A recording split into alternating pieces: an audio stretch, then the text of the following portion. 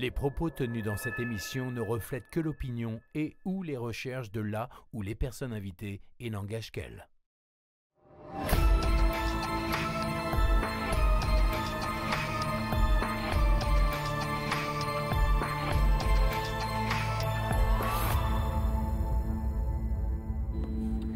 Si la photo reste le meilleur moyen de figer l'instant, d'autres ont préféré la peinture. Il suffit de se rendre dans n'importe quel musée pour être d'accord avec moi. La lumière, les couleurs, les expressions, les paysages de certaines toiles subliment le moment où l'artiste a posé son pinceau délicatement sur la toile. Un sentiment que l'on va évoquer dans cette émission et vous allez voir que le mystère du ciel a fasciné l'un des plus illustres artistes que la Terre ait engendré.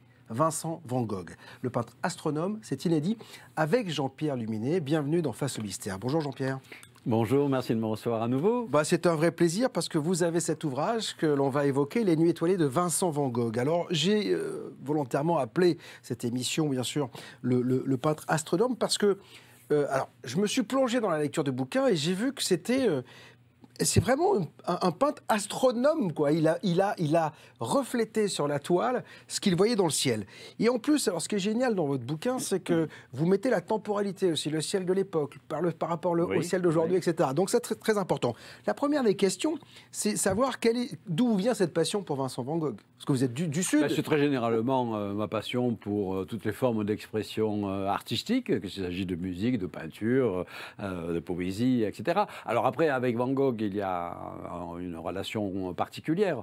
D'abord, les nuits étoilées que Van Gogh a peintes en Provence, c'est ma Provence natale, vous entendez. Voilà, bon, je suis né pas très loin de Saint-Rémy de Provence, ce genre de choses. Après, évidemment, il y a la fascination de l'astronome ou astrophysicien pour les beautés du ciel que Van Gogh donc, a représenté, sans savoir si on ne fait pas d'études préalables, si ce sont des représentations fidèles ou pas. Ouais. A priori, on pourrait penser que non. Quand on voit les cieux un peu torturés, des astres énormes, des tourbillons dans le ciel, on peut penser que Van Gogh, surtout qu'il y a un petit peu la légende fausse, comme je l'explique, d'une folie de Van Gogh, où Van Gogh, effectivement, délirerait en représentant le ciel. Et donc, en fait, cet ouvrage, c'est le fruit d'une longue enquête que j'ai commencée au début des années 1990. Donc, à cette époque, je connaissais déjà les peintures de Van Gogh, mais j'étais interpellé par un petit ouvrage que j'avais découvert en librairie qui faisait une hypothèse intéressante sur le fait que la plus célèbre nuit étoilée que Vincent Van Gogh a peinte à Saint-Rémy de Provence pouvait être datée. Celle que l'on voit ici, c'est celle-ci, la nuit étoilée, qui est juste magique, quand même.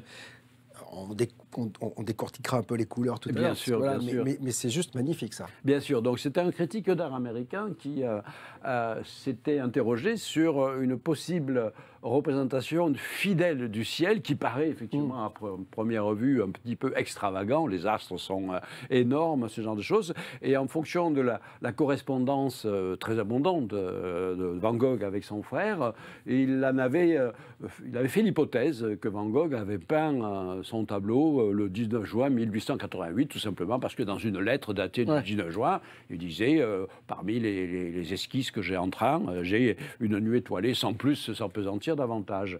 Donc j'ai été interpellé parce que c'était la première fois. Dieu sait s'il y a eu des livres entiers écrits sur Van Gogh avec des spécialistes de Van Gogh, mais qui ne s'étaient jamais intéressés à un aspect éventuellement astronomique de ces représentations. Donc ça m'a interpellé. Et évidemment, en tant qu'astrophysicien astronome, je dispose de logiciels de reconstitution du ciel. Donc à partir de là, j'ai eu envie de refaire ce travail parce que ça m'a intrigué. Le 19 juin, penser que Van Gogh avait fait un tableau en quelques heures, un tableau d'une richesse pareille, en quelques heures, il avait écrit immédiatement à son frère, je viens de le terminer, ça me paraît c'est un peu louche. Je me suis dit quand même, il a dû le commencer un petit peu au moins avant, pour positionner, s'il y a une représentation, s'il y a une observation réelle, il a dû positionner les étoiles, puis après retravailler sa toile. Donc j'ai fait donc ça c'était au début des années 90, ça c'était les toutes premières étapes. Donc j'ai utilisé mon logiciel, je l'ai fait fonctionner, donc à l'envers, je me suis placé à à l'époque à peu près mai-juin 1888, à une époque où je rappelle, parce que j'y reviendrai sans doute, que Van Gogh était interné à l'asile Saint-Paul de Mosole, près de Saint-Rémy-de-Provence. Ça a été une époque prolixe, hein, d'ailleurs. Absolument, non. On y reviendra. On y reviendra, effectivement. Et donc positionné à cette époque-là, sur le lieu, dans les directions, et effectivement, on constatait que, alors non pas le 19 juin, mais le 28 mai, à 4h40 du matin, assez précisément, on a une configuration céleste très proche de ce qu'a représenté Van Gogh. Alors non pas, évidemment, les tailles des astres sont exacerbées, les luminosité sont énormes, mais les positions sont correctes. Le croissant de lune, bien positionné par rapport à le gros astre qui émerge au-dessus de l'horizon, qui ne peut être que la planète Vénus. Et après, l'astronomie nous montre qu'on reconnaît quelques étoiles appartenant à la constellation du Bélier. Donc, je me suis dit, il y a un véritable souci de réalisme astronomique, en tout cas dans les positions, pour représenter le ciel. Alors ça, c'était le tout début de l'enquête. Alors, ce réalisme n'est pas si surprenant, puisque il est explicité maintes fois dans la correspondance de Van Gogh. Alors, je rappelle, Van Gogh, d'abord, il y a un mystère Van Gogh. Comment ce peintre, qui est l'un des grands génies de l'histoire de la peinture, il est arrivé quand même très tardivement à la peinture. Il ne faut pas oublier que... Alors, mais il a vécu très peu d'années, mais... initialement, il a été marchand d'art. Il était employé chez des marchands d'art.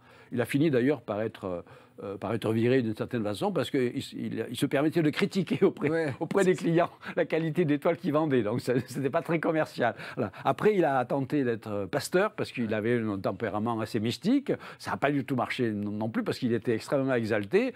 Et finalement, il a dit, en fait, je vais devenir peintre. Voilà. Et ce n'est que finalement, dans les 5 ou 6 dernières années de sa trop brève vie, qu'il a fait cette production incroyablement prolifique, peut-être 700 toiles et dessins. Voilà. Alors après, là où ça a énormément marché, il a donc commencé évidemment à peindre dans son pays natal, le Brabant, les pays du Nord, et puis après à Paris, où là il a commencé à rencontrer les grands peintres de l'époque, ceux qui deviendraient des grands peintres, mais qui à l'époque étaient évidemment les impressionnistes, les Monet, Gauguin, et ainsi de suite, voilà, qui n'étaient pas reconnus évidemment à cette époque. Et puis il décide de partir dans le sud de la France pour fonder peut-être une école. Alors il commence seul. C'est comme ça qu'il débarque à Arles au mois de février 1888. Voilà. Et dès qu'il arrive en terre provençale, il remarque la beauté du ciel provençal, qu'il n'avait jamais vu, évidemment, avec une si belle clarté.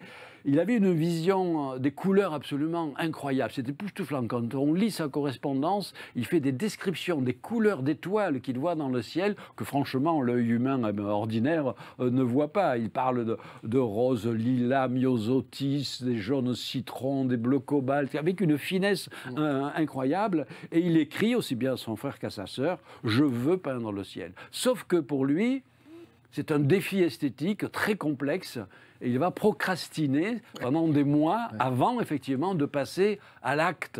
Pourquoi ? Parce qu'il a peur de se tromper ? Parce qu'en fait, effectivement... alors c'est un défi technique. Il est habité... Il est perfectionniste. Hein. Perfectionniste, mais à un point catastrophique. C'est-à-dire qu'en fait, voilà, ce n'est jamais assez bien, même si on lui dit que c'est magnifique. Il est, et vous le mentionnez dans le livre. Il est d'une grande humilité par rapport à...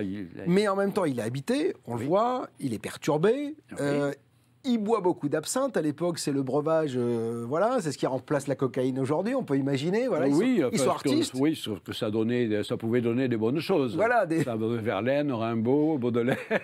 Mais la drogue a donné les Doors. Aujourd'hui, c'est moins évident. Voilà. mais donc, il est habité. Mais est-ce que c'est quoi ? C'est justement parce qu'il est tellement perfectionniste qu'il a peur de se tromper et qui met du temps à y aller ? Oui, mais parce qu'il a peur, il a peur de mal faire, hein, parce que c'est un véritable défi. D'ailleurs, il l'écrit assez rapidement, peindre le ciel, peindre la nuit, hein, je parle, parce qu'il y a aussi, évidemment, il y a les paysages de jour où le ciel est peint avec des soleils. Il a toujours été, Van Gogh, il a toujours été fasciné par ce qu'on appelle, nous, entre chien et loup, c'est-à-dire soit au crépuscule, soit à l'aube, où il n'y a encore pas tout à fait la clarté, et donc il a plusieurs tableaux de jour, mais on représente des levées ou de couchers de soleil avec ces globes rouges absolument énorme. Mais la nuit, c'est un véritable défi. Et il écrit, en fait, pour représenter la nuit, pour peindre la nuit, on va se contenter de mettre, de mettre des points blancs sur du noir. Ouais. Il faut trouver, et il va chercher, parce que c'est un adepte de la théorie des couleurs, il réfléchit profondément, il a lu tous les grands traités de l'époque, les de Lacroix, etc., sur les couleurs. Et il finit par, après maints essais, il finit par trouver un bleu cobalt profond pour représenter le ciel nocturne, qui n'est pas bleu cobalt. Mais ça, c'est une trouvaille géniale de l'artiste. Et puis également les fameux jaunes de Van Gogh. On en voit un peu déjà, c'est assez marrant, parce que là, c'est la nuit toujours. Il y a ce jaune sur le haut, mais c'est celui-ci. Voilà, ça, c'est le jaune de Van Gogh. Le jaune des blés, oui. Voilà, le c'est jaune juste doré incroyable. de Van Gogh. C'est-à-dire qu'en fait, on a la sensation qu'il est illuminé, ce jaune. C'est-à-dire qu'on lui a mis une lumière derrière. Oui. Mais la trouvaille géniale, c'est de savoir associer les couleurs, c'est-à-dire de mettre des jaunes à côté de bleu cobalt pour réaliser ces contrastes. Alors justement, là, vous venez... Donc, je reprends l'histoire de Van Gogh. Donc, il arrive à Arles, et donc il procrastine pendant plusieurs mois, tout en écrivant qu'il veut vraiment peindre, sortir la nuit, peindre le ciel. Il s'installe donc à Arles, dans une maison qu'on appelle la Maison Jaune. D'ailleurs, il y a un de ses célèbres tableaux qui représente la Maison Jaune. Et enfin, il passe à l'acte au mois de septembre, donc 1888, où il peint le tableau que l'on vient de voir. C'est une terrasse de café. Terrasse de café à Arles. À partir d'une petite place qui s'appelle aujourd'hui la place du Forum. Alors au moins, c'est dans le vieux Arles, donc ça n'a pas changé. Donc on peut y retourner aujourd'hui. Et évidemment, j'y suis retourné, d'autant plus que quand j'avais commencé mon enquête dans les années 90, j'étais encore en région parisienne où j'ai exercé la plupart de mon métier ici, mais après je suis revenu en Provence. Donc après, c'est facile de retourner sur les lieux. Donc on retrouve le café, rebaptisé Café Van Gogh, avec exactement rien n'a changé, des ventures jaunes, ce genre de choses, voilà. Et puis il y a un petit coin de ciel étoilé. Et c'est là où il a fait la première tentative de représenter un ciel de nuit, un bleu cobalt profond, il a ce bleu déjà, et quelques étoiles. Avec des couleurs, c'est pas que du blanc, effectivement, il y a petites couleurs. Alors, à partir du moment où Van Gogh disait « je veux peindre le ciel tel qu'il est », je me suis posé la question, on va aussi faire une reconstitution astronomique, toujours pareil, un nouveau logiciel, on regarde, on se place à la date requise, on regarde dans la bonne direction et on constate que il y a des étoiles de la constellation du Verseau qui étaient positionnées là, effectivement, le bon jour, à la bonne heure, à la bonne hauteur du ciel, avec une configuration ressemblant tout à fait à ce qu'a fait Van Gogh. Donc ça veut dire que Van Gogh a été fidèle, effectivement, à ce qu'il voulait faire, à ce projet. Voilà. Quelques semaines plus tard, pas beaucoup, 2-3 semaines plus tard, il se décale un petit peu, il va au bord du Rhône, parce que de toute façon la Maison Jaune, elle n'est pas loin des bords des berges du Rhône, et il peint ce tableau fantastique qui est la première nuit, alors complètement étoilée, donc là, c'est pas un petit bout de ciel, c'est le ciel complet, voilà, c'est la nuit étoilée sur le Rhône. Ah, c'est magnifique. On reconnaît immédiatement. Bon, là, vous avez mis les bandes parallèles, donc ils ne sont pas... pour montrer... Les bandes jaunes, exactement. Mais dans le tableau original... Il n'y a pas les bandes jaunes, bien évidemment. Voilà. Mais on reconnaît évidemment les étoiles du chariot, les fameuses 7 étoiles du chariot de la Grande. Donc là, on se dit encore, évidemment, c'est une vision réaliste du ciel. Voilà. Et puis il y a le paysage terrestre. Alors on peut retrouver, on va à Arles, on se place, positionne, on sait exactement où Van Gogh a pu poser son chevalet, puisqu'on va reconnaître les clochers des églises, le pont de Trinquetaille, etc. Donc Van Gogh a été parfaitement fidèle dans la représentation du paysage terrestre et parfaitement fidèle dans la représentation de la Grande Ourse. Sauf que, c'est là où commence un petit peu le mystère des recompositions de Van Gogh. La Grande Ourse se voit au nord, et le paysage qu'il a peint depuis son chevalet, il est vers le sud-ouest. Donc c'est pas compatible.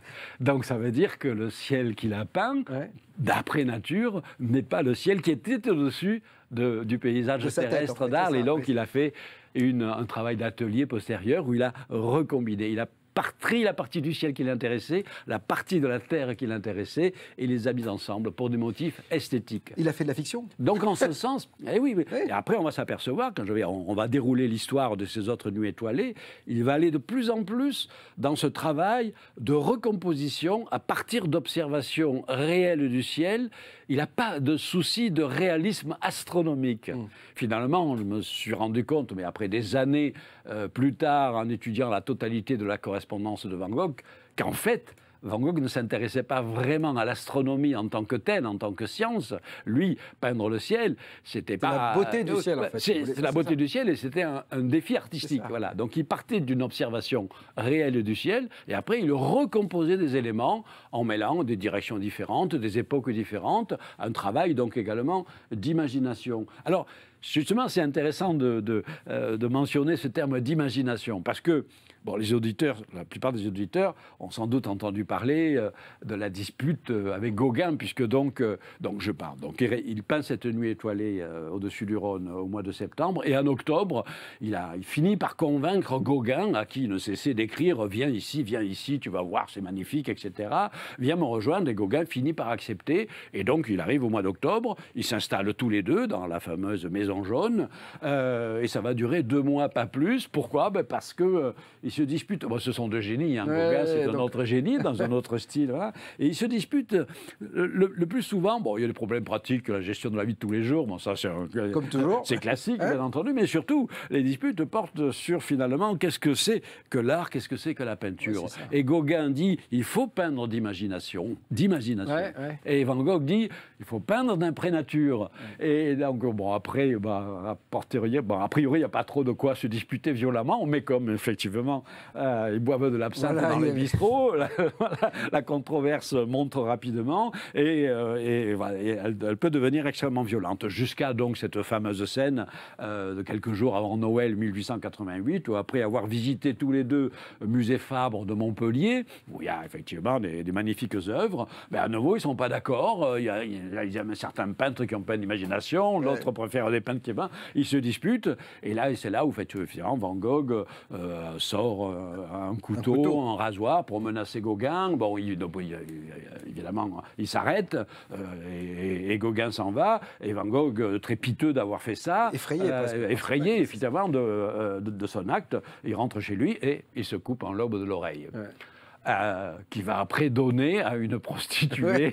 Oui, parce qu'il y a beaucoup de bordel à Arles à l'époque. Oui, évidemment. Oui. Et évidemment, on le retrouve le matin. Donc Van Gogh, Gauguin, lui, il est allé prudemment dormir dans un hôtel. Et il avait annoncé aussi, l'une des raisons de la dispute, c'est qu'il avait annoncé la veille, à cause de ces disputes qui ne cessaient de s'aggraver, il avait dit à Van Gogh, je suis désolé, mais je vais partir, je vais repartir à Paris. Et Van Gogh s'est senti un petit peu abandonné. C'est aussi l'une des raisons aussi de cette crise. Et donc, lorsque Gauguin revient le matin, il voit la police qui est là autour, et Van Gogh, il est à moitié assommé, mais enfin, il s'est réveillé, mais il a l'oreille bandée, sanguillonnante, et ce genre de choses. Et Gauguin, il délivre son rapport, sa version des faits à la police, et puis après, il part, et puis il ne reverra jamais Van Gogh. Il aurait échangé encore quelques correspondances, mais il ne le reverra jamais. Et donc, en fait, c'est la première crise vraiment de démence. De Van Gogh. Il en avait donné quelques prémices, il n'avait pas eu, précédemment, il n'avait pas eu de crise de cette nature-là. Alors donc, il est soigné un petit peu à l'hôpital, il est pris en charge par un médecin à Arles, ça se passe pas très bien, une partie de la population arlésienne aimerait bien se débarrasser de ce peintre un peu farfelu, connu évidemment, mais farfelu, un petit peu fou, un petit peu dangereux, etc. Et c'est comme ça qu'il accepte, sur les conseils de ses médecins, de s'interner volontairement à Saint-Rémy-de-Provence, où il y a donc un asile psychiatrique qui s'appelle Saint-Paul-de-Mosole, que l'on peut continuer aujourd'hui à visiter, qui fonctionne d'ailleurs toujours comme établissement psychiatrique. Et donc, il va être interné là. Il y arrive au mois de mai 1889. Voilà. 1 an et 1 semaine, il va y rester, hein, c'est ça. Et il va y rester 1 an et 1 semaine, avec une production absolument incroyable, interrompu par 2-3 crises de démence, parce qu'effectivement, il va y avoir des crises de démence qui vont commencer à être assez sérieuses. Hein. Il peut avaler ses tubes de peinture, ce genre de choses. Voilà. Mais au moins, il est quand même pris en charge par un médecin qui s'attache à lui. Il est encadré. Et pendant les 2-3 premières semaines, le médecin le confine dans sa chambre.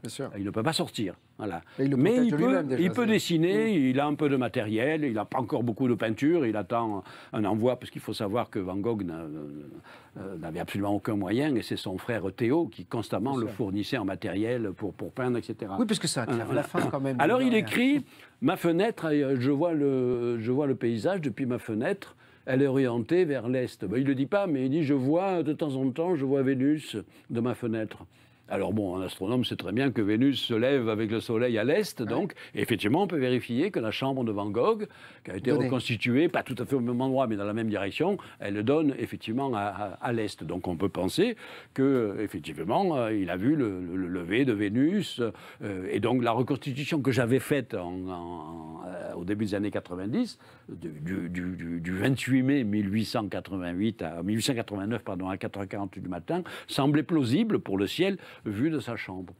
Et à mesure que mon enquête s'est poursuivie, avec évidemment de grandes interruptions, mais je l'ai reprise surtout quand je suis revenu en Provence, et en me rendant sur les lieux, on voit que le paysage des Alpilles, les collines ce sont les Alpilles. Saint-Rémy est au pied des Alpilles, c'est une magnifique chaîne de montagne. Bon, il y a le cyprès qui est évidemment inventé, mais qui est un symbole assez puissant, dont on parlera peut-être. Mais la chaîne des Alpilles n'est pas du tout dans la même direction. On ne la voit pas depuis sa chambre. Donc ça veut dire que Van Gogh a attendu de pouvoir sortir, et on sait, toujours par la correspondance, qu'il a pu sortir au mois de juin, au début juin. Il a dû sortir de sa chambre. Voilà. Donc il est descendu en bas, dans des champs, et il a peint le paysage des Alpes qui n'est pas dans la même direction. Donc à nouveau, comme à Arles, superposition d'un ciel dans une direction et un paysage terrestre dans une autre direction. Voilà. Et puis après, il y a le fameux village avec le clocher pointu. On pense que c'est Saint-Rémy de Provence. Saint-Rémy de Provence, il est dans la direction du nord, c'est-à-dire encore une troisième direction différente. Et en plus, ça ne ressemble pas vraiment à ça. Et toujours d'après sa correspondance, on sait que Van Gogh était fasciné par les grands maîtres hollandais du XVIIe siècle. Et il a reproduit, parce qu'il commençait à avoir déjà la nostalgie un petit peu, même si, bon, en Provence c'était beau, mais des fois il se plaignait du Mistral, ce genre de choses. Là, et il a commencé un peu à avoir la nostalgie du pays natal, ce qui est tout à fait normal. Et donc, il a reproduit, il a fait une sorte de village qui est une synthèse de mémoire et d'imagination entre un petit bout peut-être de ce qui pouvait être Saint-Rémy de Provence, mais surtout des clochers typiques des églises hollandaises, des clochers très pointus, ce genre de choses, qu'il a mis en plein milieu de paysage. Alors, il n'y a pas du tout de petit village niché au pied des Alpilles. Saint-Rémy, c'est dans une autre direction. Donc voilà ce travail incroyable de recomposition qui, je répète, donc part d'une observation réelle du ciel, d'une observation de la Terre dans une autre direction, et après il recompose tout ça pour en faire une harmonie extraordinaire. Oui, puis finalement, il prend les ingrédients qui l'intéressent et il les colle les uns à côté des autres. Exactement, oui. Et ça va aller de pire en pire, c'est-à-dire de mieux en mieux, en fait, dans ce travail de reconstruction, dans une autre nuit étoilée, qui est beaucoup moins connue, celle-là, mais qu'il peint la semaine où il va quitter Arles, donc cette fois, où il va quitter Saint-Rémy de Provence pour se rendre à Auvers-sur-Oise, où, comme vous le savez, il va passer les 70 derniers jours de sa vie, où là également, il va également peindre 70 tableaux, toujours une activité absolument prodigieuse. Et la semaine où il part, c'est au mois d'avril, donc 1890, il y a un événement astronomique qui est annoncé dans la presse, donc accessible à tous. On n'a pas besoin de s'intéresser à l'astronomie pour le savoir. C'est un alignement entre un croissant de lune, Vénus et la planète Mercure. Voilà. Or, donc, ce tableau, donc, ça s'appelle Route de campagne avec cyprès. Donc, on voit un grand cyprès qui partage le ciel en deux, avec le doigt pointé vers le ciel. Voilà. Et puis, donc, il y a une route de campagne avec un couple de paysans qui rentrent du travail. On voit un croissant de lune, on voit un astre de l'autre côté qui est Vénus. Et puis, on voit un astre un peu plus faible vers le bas qui peut être Mercure. Alors, pourquoi ? Parce que, tout simplement, nous savons que le 10 avril 1890, il y a eu effectivement cette conjonction assez rare, entre un croissant de lune, Vénus et la planète Mercure. Sauf qu'en analysant le tableau, et là, cette fois-ci, je crois que j'étais le premier et le seul à le faire, alors que les autres tableaux ont été analysés de différentes manières par d'autres critiques d'art, je me suis aperçu qu'il y avait des inversions incroyables. Le croissant de lune, si vous regardez, il n'est pas orienté du bon côté. Ouais, Hein, le soleil, normalement, dans le tableau, il est en bas à gauche. Le croissant de lune, il est orienté vers la droite. Voilà. Donc, qu'est-ce qu'il a fait? Alors, je me suis amusé à déconstruire le tableau, à imaginer le travail d'atelier qu'a pu faire Van Gogh. Mais ce qu'il y a, c'est que Van Gogh n'en parle jamais de son travail souterrain d'atelier. Dans sa correspondance, il écrit les couleurs qu'il utilise, etc. Mais il n'explique pas la reconstruction qu'il fait. Hein. Il dit juste, par exemple, les chaumières que l'on vient de voir dans le tableau, c'est pas du tout les chaumières du provençal. Mais non, parce que là, on a l'impression plutôt qu'on est dans son pays d'origine. Absolument. Donc, il a reproduit de mémoire les chaumières de son pays, du Brabant, qu'il a plaqué comme ça dans un paysage provençal. Voilà. Après, il a plaqué toujours le paysage des Alpilles, avec la lueur blanchâtre autour, évoquant l'aube, alors que ça s'est passé le soir. Nous savons que la conjonction, c'était à 20h du soir. Voilà. Donc, il a à nouveau fait un travail de recomposition. Et en fait, il a inversé la gauche et la droite avec certains effets de miroir pour simplement équilibrer son tableau. Mais la reconstitution astronomique que l'on peut faire, toujours avec ce logiciel, montre qu'effectivement, le 10 avril 1890, à 8h du soir, il y a eu un alignement croissant de Lune, Vénus, Mercure. Voilà. Mais pas, il ne les a pas mis au même endroit. Mais inversé, une sorte d'effet miroir. Voilà. Donc il est parti de ça, et après, chez lui, à l'asile, donc, il a reconstitué ça à sa façon, avec toujours ce travail donc. Et c'est là aussi c'est intéressant, finalement, ces discussions avec Gauguin l'ont influencé. Oui, parce que Vincent Van Gogh, finalement, il va se laisser embarquer par l'imaginaire. Au départ, il veut peindre des choses très, très, très réalistes. Et puis, il a finalement, ce que Gauguin lui disait, c'est-à-dire que pense aussi imagination. Absolument, c'est très important, très intéressant. Puis ça montre également l'évolution d'un artiste, hein, qui va puiser finalement son inspiration dans les suggestions de quelqu'un comme Gauguin. Et effectivement, à mesure qu'il va avancer dans ses compositions, il va faire un travail... à la fois, donc, il part d'une observation réelle du ciel, puis après, il la recompose. Il la recompose. Après, il fait un travail d'imagination et qui fait essentiellement pour refaire des compositions à caractère plus esthétique, équilibrer les couleurs, équilibrer les formes, équilibrer les volumes, et puis surtout un travail de mémoire extraordinaire. Van Gogh, il avait une mémoire absolument sensationnelle. On le voit à travers notamment sa correspondance avec son frère. C'était un grand lecteur et il cite constamment dans sa correspondance des extraits d'ouvrages qu'il a lus. Il a une mémoire visuelle incroyable. Il se souvient de tous les tableaux qu'il a vus dans les musées, les maîtres hollandais et ce genre de choses. Et c'est pour ça que, à mesure qu'il avancera vers la fin de sa vie, comme je le répète, il aura de plus en plus un petit peu la nostalgie de son pays natal. Il y a des bribes de mémoire qui ressortiront et qui va insérer dans le tableau, donc notamment dans la route de campagne avec Cyprès, ces chaumières qui sont des chaumières du Brabant, qui n'ont rien à voir avec les chaumières provençales. Et donc, le travail de Van Gogh dans ces dernières périodes, qui a donné naissance à ses plus grands chefs-d'œuvre, les plus étonnants, les plus originaux, mêle un travail d'observation au départ, suivi d'un travail de remise en structure avec une grande part d'imagination. Là, on voit l'influence de Gauguin. Et puis également un travail de mémoire. Alors, on va, pour terminer et clore cette émission, on va ouvrir un dernier chapitre. C'est celui de cette toile et de cette fameuse spirale. Alors ça, cette spirale, c'est absolument incroyable parce que là, il y a votre travail aussi de l'astrophysicien, de l'astronome qui va regarder cela.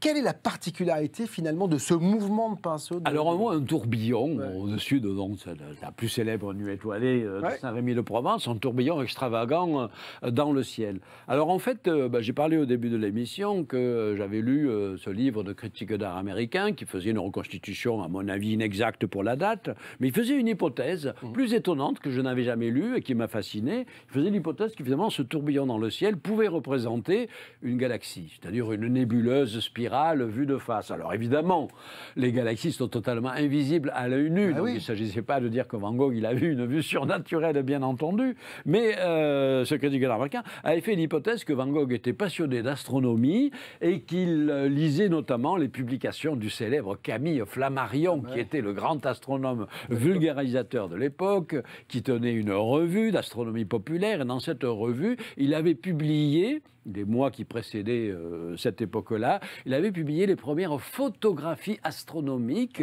du ciel, représentant quoi? Précisément des nébuleuses spirales. À l'époque, on ne savait même pas encore que c'était d'ailleurs des galaxies analogues à la Voie lactée. On semblait simplement, c'était des objets flous qu'on appelait des nébuleuses qui avaient des formes de spirales. Et il se trouve qu'il y a l'une des photographies les plus célèbres de cette époque qui avait été prise quelques décennies auparavant par un astronome irlandais. Ça s'appelle la spirale des chiens de chasse. Ça ressemble effectivement à la spirale de Van Gogh. Et donc, il avait fait cette hypothèse que Van Gogh connaissait Camille Flammarion.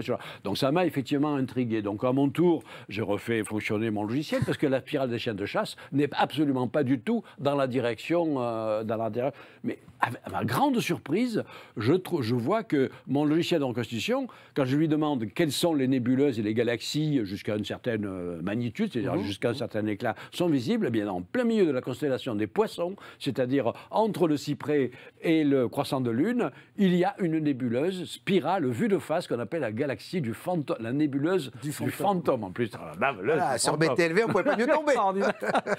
Absolument. Et le cliché photographique avait été montré en même temps à côté de la spirale des chiens de chasse. Donc je me suis dit, mais il se pourrait que ce soit encore bien plus extraordinaire, que Van Gogh il ait vu effectivement cette photographie et qu'il ait décidé de représenter réellement à la bonne place cette spirale pour montrer d'une certaine façon que l'œil humain il est limité et que voilà, son intérêt pour la science astronomique. Alors, c'était une sorte de mystère autour de cette spirale. Puis je répète, rien dans sa correspondance ne permet de l'inférer.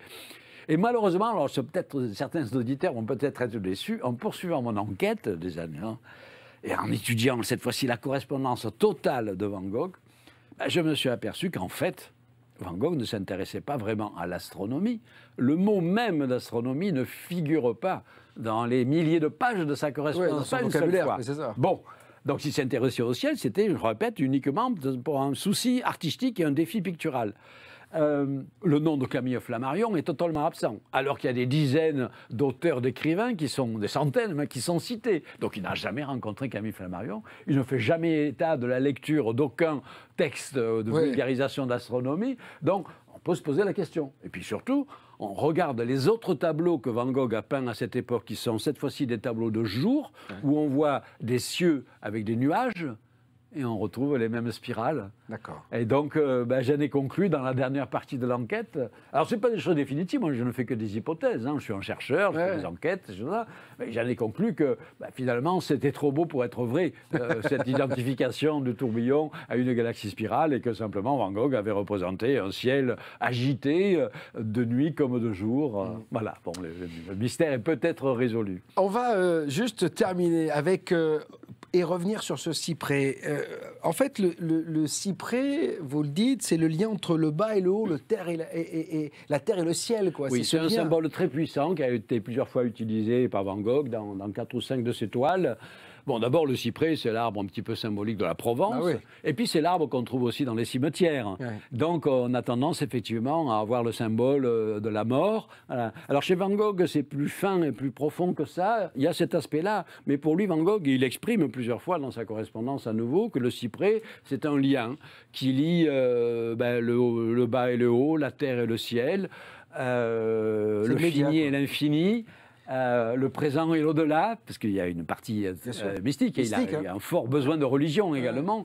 Donc il y a tous ces aspects qui interviennent, et donc il met vraiment ces cyprès dans plusieurs de ses toiles, avec en plus cette forme extraordinaire, on dirait un doigt qui pointait vers le ciel, vraiment pour dire que finalement la destination finale, c'est là-haut. Et d'ailleurs il y a un extrait de lettre qui est fréquemment cité parce qu'il est étonnant, où il parle en fait du train qu'on peut prendre à Tarascon pour aller par exemple à Paris, et il dit que finalement ce trajet du train à travers une carte de France où on va voir des petits points qui sont les villes, quand on réfléchit au ciel, les étoiles jouent le rôle des points, et quand on meurt, notre âme va vers le cyprès indique la direction des âmes qui vont monter au ciel pour s'identifier aux étoiles. On reconnaît là la culture de Van Gogh, de la mythologie pythagoricienne, parce que ça c'est une idée de l'école pythagoricienne, que les âmes des défunts rejoignent les étoiles étoiles et vont se fondre avec les étoiles. Donc ça, c'est un aspect aussi particulièrement émouvant de Van Gogh. Moi, ce qui m'a également beaucoup touché, au-delà évidemment du génie pictural de Van Gogh, c'est que Van Gogh, c'est un chercheur.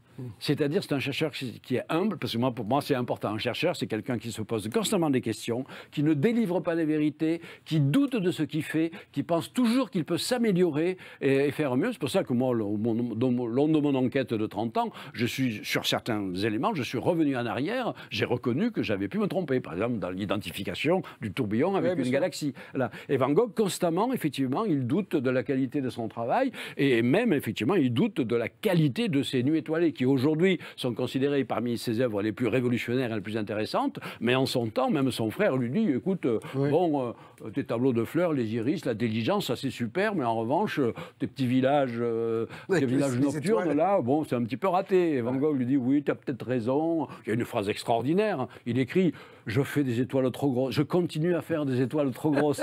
Ça, c'est extraordinaire. C'est énorme. Et pourtant, la profondeur du bleu, du tableau et tout est juste colossal. Bon, ça s'appelle Les Nuits étoilées de Vincent Van Gogh, mesdames et messieurs. Vous allez pouvoir vous en délecter, le lire avec beaucoup de plaisir et puis comprendre un peu ce que voulait effectivement. Et en fait, on comprend le bonhomme, en fait. C'est quand on vous lit, là, on comprend le bonhomme. C'est ce que j'ai essayé, effectivement, aussi de rentrer dans sa tête et dans son cœur et dans son âme. Hein. Bon. Merci Jean-Pierre Luminet d'être venu une nouvelle fois sur BTLV et merci de nous avoir suivis.